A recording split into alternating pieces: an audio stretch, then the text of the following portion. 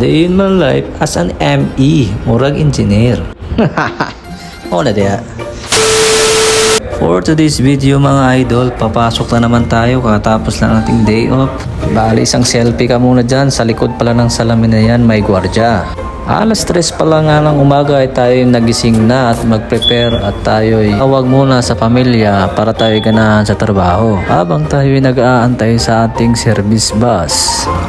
4:35 pala ang alis ng bus at minsan nakakarating kami mahigit alas 5 na. Etong mga opisina nga ay para sa mga Koreano. Anyo sa'yo, yamete kudasai. Katapos natin mag-time in, punta na tayo sa office natin.